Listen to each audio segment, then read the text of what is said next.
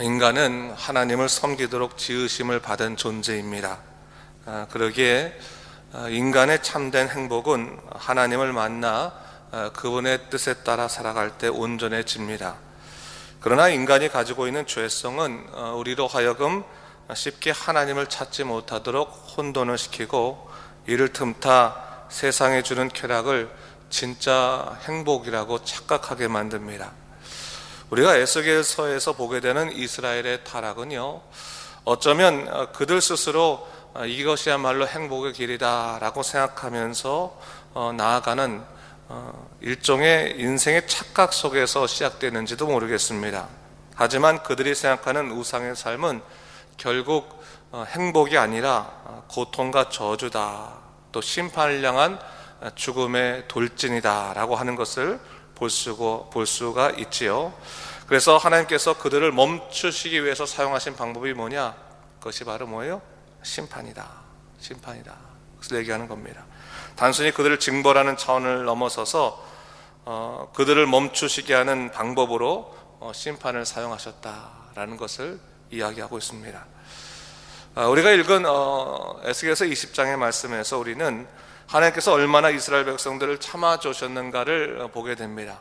애굽의 노예 생활을 하는 이스라엘 백성을 탈출시켜서 가나안 땅으로 인도하셨는데, 그들은 끊임없이 우상을 떠나지 못하고 패역한 삶을 유지했습니다.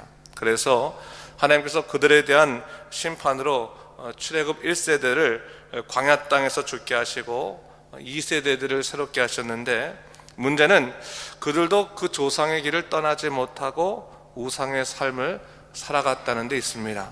그러나 하나님께서는 이 출애굽 2세대들에 대해서는 당신이 약속하신 땅으로 인도하셨죠. 이것은 그들이 잘나서가 아니라, 그들이 잘해서가 아니라, 여호와께서 이스라엘 백성들을 애굽에서 탈출시킬 때 그것을 본 열방으로 하여금 하나님의 살아계심을 깨닫게 하시기 위해서였다라고 어제 말씀 속에서 우리가 살펴봤습니다.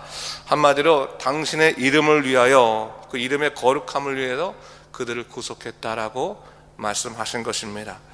오늘 본문의 말씀은 어제 말씀에 이어서 하나님께서 이스라엘 백성들을 심판하신 후에 그들 남은 자들을 구원하시어 그 역사를 이어가시는데, 그 회복에 관한 말씀을 주시고 있습니다. 40절 말씀을 읽겠는데 한번 보세요.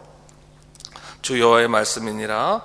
이스라엘 온 족속이 그 땅에 있어서 내 거룩한 산 곧 이스라엘의 높은 산에서 다 나를 섬기리니 거기에서 내가 그들을 기쁘게 받을지라.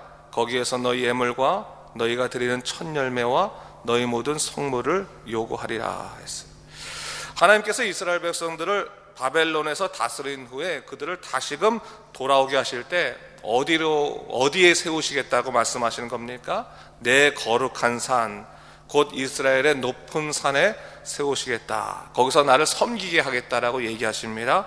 여기서 높은 산이라고 하는 것은 예루살렘을 얘기하는 겁니다. 시온산을 얘기하는 거죠. 시온산, 예루살렘을 얘기하는 건데, 하나님께서 다시금 원래 언약의 터였던 그 예루살렘에서 만나 주시겠다, 그 백성들을 만나 주시겠다라고 얘기하는 거죠. 그리고 거기서 내가 섬김을 받겠다라고 말씀하시는 겁니다. 여러분, 이것은 어떻게 보면 축복의 자리를 회복시켜 주겠다고 하는 것이죠. 하나님의 자녀들에게 가장 큰 축복이 뭐겠습니까? 하나님이 언약에 있는 그 예배의 자리에서 우리가 기쁘게, 우리가 최선을 다해서 온 마음 다해서 하나님께 예배 드리는 것, 이것이야말로 가장 큰 축복이라는 거예요. 영적인 기쁨을 회복하는 것, 육적인 환락을 만족, 이걸 추구하는 것이 아니라 영적인 기쁨, 내 안에 있는 깊은 인생의 곤고함과 또 하나님과 멀어짐으로 있어 생겨난 그런 외로움과 슬픔들을 하나님을 만나서 완전히 회복하는 것, 그것이 가장 큰 축복의 자리고, 하나님께서 그것을 그들에게 다시금 허락해 주시겠다고 이야기해 주시는 거죠. 사실 오늘 본문에 정확하게 기록되어 있지는 않지만 이스라엘 백성들이 이 3차 포로기, 그때가 완전히 예루살렘이 멸망하거든요. 그 시기가 BC 586년입니다.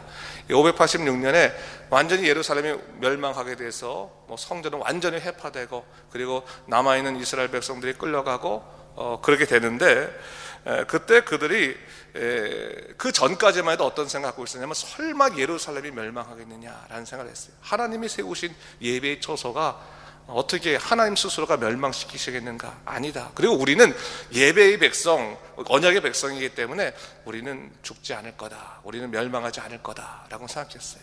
그런데 정작 BC 586년 됐을 때 어떤 일이 생깁니까? 완전히 모든 것이 회파당해 버리는 거예요. 그때서야 이스라엘 백성이 역사적으로 완전히 회개를 하게 됩니다.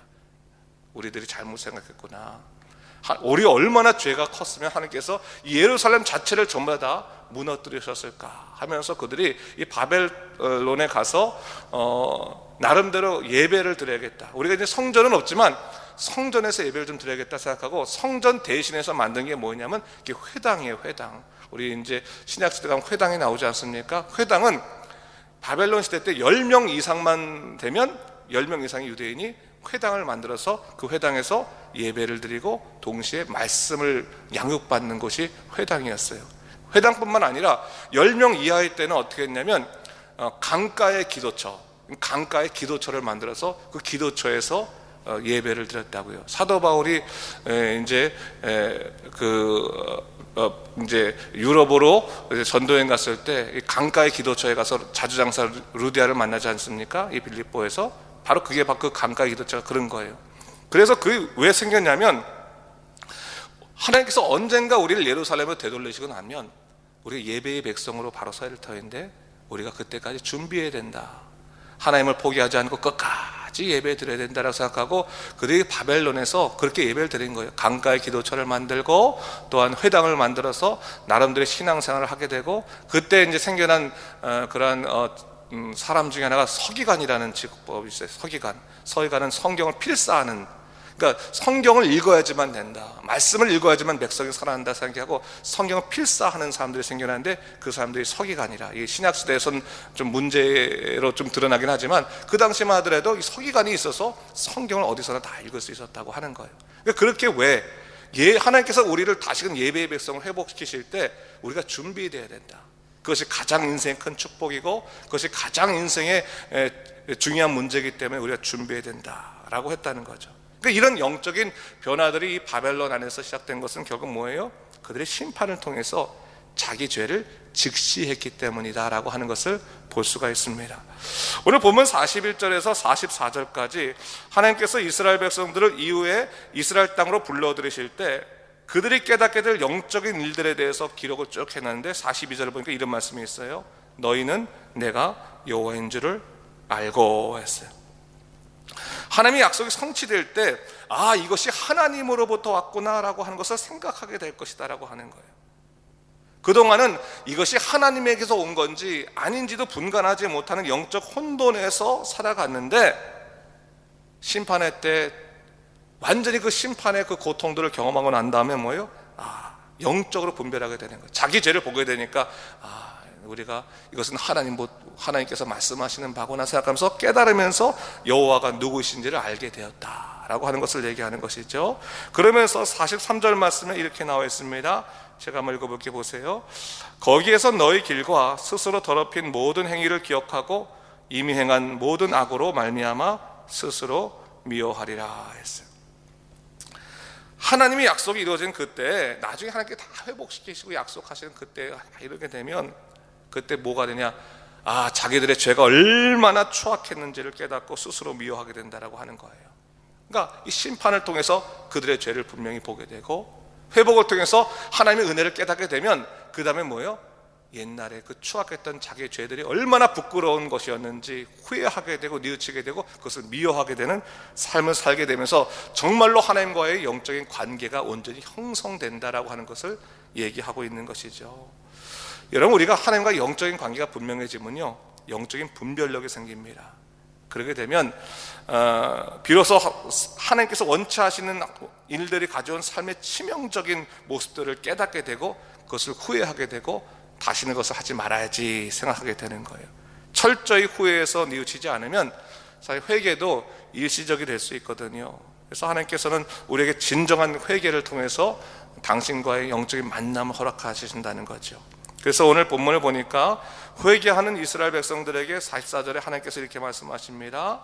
이스라엘 족속아 내가 너희 악한 길과 더러운 행위대로 하지 아니하고 내 이름을 위하여 행한 후에 내가 여호와인 줄을 너희가 알리라. 주 여호와의 말씀이니라. 죄를 떠나 하나님 원하시는 삶을 살아가고 나니까 뭘 보게 되냐면 이 죄를 가지고 하나님께 나아갈 수 없는 것을 분명히 깨닫고 그것을 미워하게 되고 그것을 슬퍼하게 되고, 그리고 난 다음에 뭐예요? 야, 하나님께서 그럼에도 불구하고 자기 이름을 위해서 나를 이렇게 회복시켜 주셨구나라고 생각할 때 그 은혜에 힘입어서 우리가 정말 하나님을 참답게 믿게 되는, 하나님을 신뢰하게 되는 그러한 일들을 경험하게 되었다라고 얘기하고 있는 거죠. 여러분, 오늘날 우리도 마찬가지 아니겠습니까? 평생 교회를 다녀도요 정말 문지방만 밟고 갈 때가 있어요. 문지방만. 그건 뭡니까? 자기 죄를 인식하지 못하고 또 하나님의 용서하심의 큰 기쁨들을 누리지 못하는, 십자가 보혈의 능력의 복음의 역사를 깨닫지 못하면 정말 문지방만 다니다가 끝낼 수 있습니다. 근데 여러분, 하나님을 분명히 만난다고 하는 것은 하나님 만나게 될 때 우리의 죄를 직시하게 되고 죽을 수밖에 없는 존재였지만 하나님께서 나를 예수 그리스도의 피로 용서해 주시고 그 보혈의 능력으로 내가 살아간다는 것을 깨닫게 되었을 때 우리는 어떡합니까? 우리 심령은 살아계신 하나님을 온전히 고백하는 믿음의 삶을 살게 되는 거죠. 그때는 하나님이 제일인 거예요. 하나님. 좀 세상 일이 안 풀리고 그래도 하나님 놓치지 않는 것이 제일이다. 하나님 예배 드리게 하신 건 너무나 감사합니다. 이렇게 삶이 고달프고 어려운데 내가 예배의 자리에 와서 주님을 찾고 기도하고 예배하게 하신 것, 이거야말로 하나님의 축복의 축복이요 기쁨의 기쁨이고 하나님을 잃어버리지 않게 하신 건 너무나 감사합니다. 이것이야말로 영적으로 점점 깨어있으면서 느끼게 된다는 거예요. 영적으로 어두우면 어두울수록 하나님이 보이지 않고 세상이 보이고 자기가 보이는 거고, 영적으로 밝아지면 밝아질수록 세상이 보이지 않고 자기의 슬픔도 다 내려놓게 되고 하나님만 보이게 되는 거예요. 하나님께 예배드리는 것이 가장 큰 기쁨이다라고 하는 것을 깨닫게 되는 것이 영적인 회복의 삶이다라고 하는 것을 오늘 본문에서 얘기해 주고 있는 것이죠. 그러면서 오늘 45절 이후의 말씀은 이 비유죠. 어떤 비유냐면 일명 불타는 숲의 비유라고 할 수 있는데, 46절을 보게 되니까 하나님께서 에스겔을 보고 얼굴을 남으로 향하여 남쪽 숲을 향하여서 예언하라 이렇게 말씀하십니다.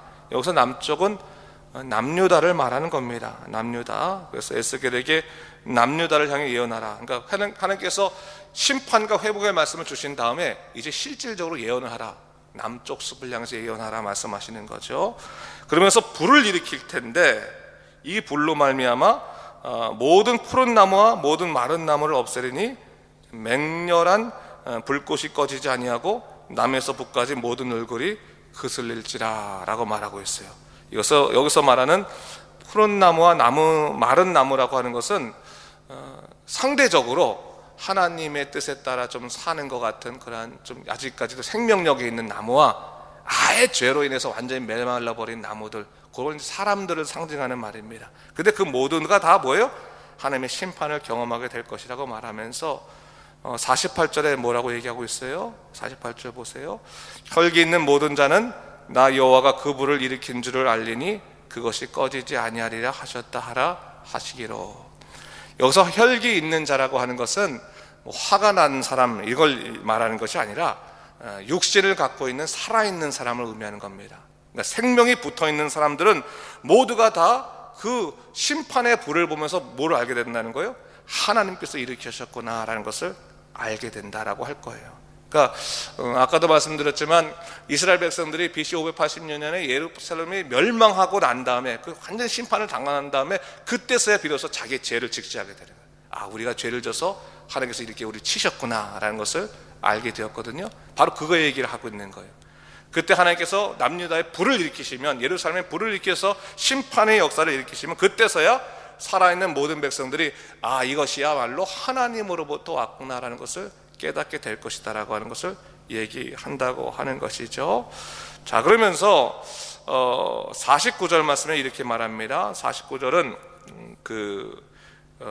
당시 에스겔의 예언을 바라보는 그 바벨론에 있었던 장로들이나 그 밖의 사람들과 연관된 얘기인데, 내가 이르기를 아하 주 여호와여 그들이 나를 가리켜 말하기를 그는 비유로 말하는 자가 아니냐 하나이다 하리라 했어요. 자, 이것은 두 가지로 말할 수 있겠지요. 하나는 뭐냐면 그동안 에스겔을 향해서 이 장로들이 뭘 얘기하냐면 비유로 이렇게 얘기하니까, 비유는 알아요. 비유의 뜻은 뭔지 아는데 그런 말로만, 비유로만 심판을 얘기하는 사람 아니겠느냐라고 말하면서 그동안 그 말을 진실로 여기지 않았다라고 하는 것도 얘기가 되는 것이고, 또 하나는 동시에 뭐예요? 그가 비유로만 얘기했는데 그것이 진짜구나라는 것을 알게 됐다라고 하는 것도 동시에 의미하는 바겠죠. 그 말은 뭡니까? 하나님의 말씀은 성취되기 전까지는 사람들이 인식을 못한다는 거예요. 성취됐을 때만 그것이 하나님의 말씀이구나라는 것을 분명히 깨닫게 될 것이라고 하는 것을 결국 의미한다고 볼 수 있겠죠. 여러분, 하나님의 말씀은 실제입니다. 실제. 허상이 아니라 실제라는 거예요. 우리는 세상의 눈에 보이는 것만 실제라고 느끼는데 하나님의 언약의 말씀 자체가 실제라는 거죠. 그리고 그 실제는 뭡니까? 그것이 이루어지는 때에 모든 것이 밝혀진다. 그렇다면 심판도 마찬가지죠. 심판의 때가 이르기 전에 하나님께서는 우리에게 끝없이 이렇게 말씀을 허락하실 때 우리가 그 말씀에 따라 살게 되면 진정한 하나님의 사람으로 바로 설 뿐만 아니라 축복의 삶이 무엇인지를 깨닫게 될 것이다 라고 하는 것을 오늘 본문에서 우리가 알 수 있는 것입니다. 우리가 언제나 말씀에 경청하는 삶을 살아야겠습니다. 우리가 하나님 말씀 읽고 하나님 말씀대로 살게 하시고 영적으로 깨어있는 믿음의 삶 살게 하셔서라고 하면 우리는 하나님이 말씀하시는 것, 그 방향을 알게 되고 믿음으로 살아갈 수 있게 될 것입니다. 믿음으로 살아가는 여러분 되시기를 주님의 이름으로 축원합니다. 기도하겠습니다. 주 하나님 아버지, 감사합니다. 이 새벽에 우리를 주의 전으로 불러주시고 에스겔서의 말씀을 통해서 다시금 하나님의 이 회복의 말씀, 또 심판의 두려움에 대해서 생각해 보게 하셨습니다. 특별히 하나님이 주신 가장 큰 축복은 당신을 향하여 예배드리게 하시는 큰 것이, 영적인 회복이 가장 큰 축복임을 다시 한번 확인해 주십니다. 주 하나님 아버지, 우리가 믿음으로 살게 하여 주시고 오직 하나님이 주시는 은총으로 살아가도록 주여 우리를 이끌어 주시옵소서. 오늘도 우리 믿음의 사람들에게 능력 허락하시고 그들의 삶 가운데 하나님의 놀라우신 약속의 역사가 넘쳐날 수 있도록 인도하여 주시옵소서. 감사드리며 이 모든 말씀 우리 주 예수 그리스도 이름으로 기도드립니다. 아멘.